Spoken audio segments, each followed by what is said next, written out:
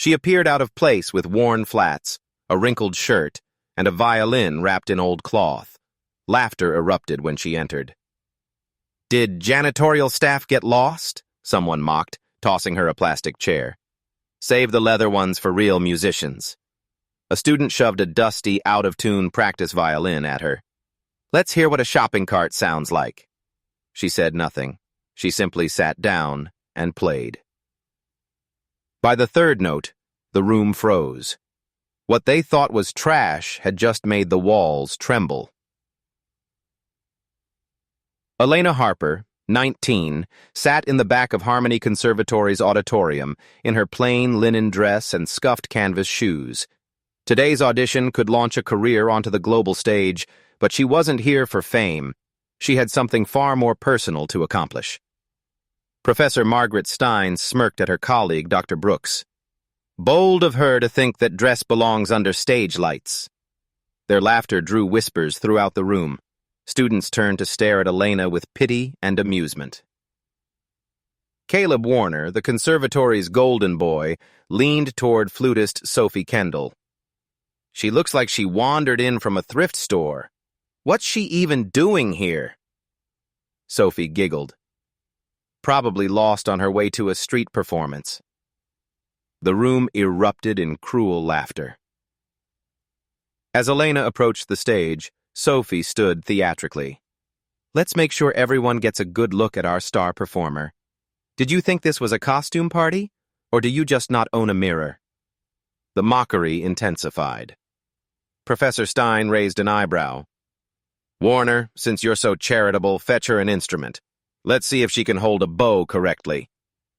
Caleb returned with a neglected violin, chipped varnish, dull strings. "Your Stradivarius, my lady," he said with a theatrical bow. Elena accepted the instrument gracefully and walked to the stage. Before she could begin, Professor Stein's voice dripped dissension. "Miss Harper, I must commend your courage. Most people would know better than to waste our time with such a humble presentation." Caleb leaned closer, menacing. "Why don't you just quit now? Save us all the second-hand embarrassment." The audience whispered taunts. "Bet she learned from YouTube tutorials." Someone mimicked a screeching violin. Then Elena drew the bow across the strings. The first note was soft but precise. The second, richer and commanding. By the third, complete silence. She launched into Sarasate's Carmen fantasy, notorious for its technical demands. Music poured from her like a storm, each note crisp, each phrase alive with intensity. Her bow danced across strings, coaxing impossible clarity from the battered instrument. The melody surged and retreated, weaving a spell that held everyone captive. Professor Stein's smirk vanished. Dr. Brooks's mouth fell open. Caleb's grin froze and faded. Sophie's eyes widened in shock. Elena played as if the room didn't exist, her focus absolute. Despite its flaws, the violin sang under her command with breathtaking precision. The final note rang out triumphant before fading to silence. Then the auditorium erupted, stunned, fervent applause. Students leaped to their feet, their mockery forgotten. Even the cruelest laughers now clapped, faces mixing awe and shame. "What is your name?" Professor Stein asked, voice unsteady. "Elena Harper." "Where did you train? That was extraordinary." Elena smiled wistfully. "I was Professor Keller's last student before he passed. I just wanted his music to keep living." The room fell silent. Samuel Keller had been a legend who refused formal students, claiming none were worthy.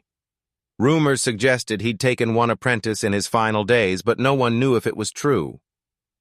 "Keller? You studied with Samuel Keller?" gasped Assistant Professor Clara Nunez. "He taught me for 3 years, until the end." The panelists' faces went pale. The room's earlier cruelty now hung like a shadow. "Miss Harper, we'd like to offer you the solo position in the International Showcase," Professor Stein said, struggling to regain authority. Thank you, but I'd rather not take the solo, Elena replied gently. I'd like to propose something else. There are students who love music as much as I do but can't afford to study here. If I'm chosen for anything, I'd ask that the conservatory create a scholarship fund in Professor Keller's name. That's generous, Dr. Brooks nodded slowly. It's not about generosity, Elena said firmly. It's about what's right. Music shouldn't be locked behind a paywall. With that, she stepped off the stage. The applause followed her, softer now, almost reverent. The consequences were swift. Caleb received a semester suspension for his misconduct. Sophie's scholarship was placed under review. Both professors issued public apologies. Within a week, the Samuel Keller Scholarship Fund was announced, full tuition for talented musicians from underserved communities. Elena continued her studies quietly, declining all interviews. When asked why she refused the solo, she'd only say, "The music matters more than the stage." One evening, a shy pianist named Lily approached her. I was at the audition. I didn't laugh, but I didn't stop them either. I'm sorry. Elena smiled kindly. You're here now. That's what counts. What? You did change things. People are talking about the scholarship, about Keller, about you. I didn't do it for me, Elena said, adjusting her violin case strap. I did it for him, and for anyone who's ever been told they don't belong. As she walked away against the setting sun, Lily heard a passing student whisper, She doesn't need the spotlight. She is the light. Elena's steps didn't falter. She had no need for their praise or redemption.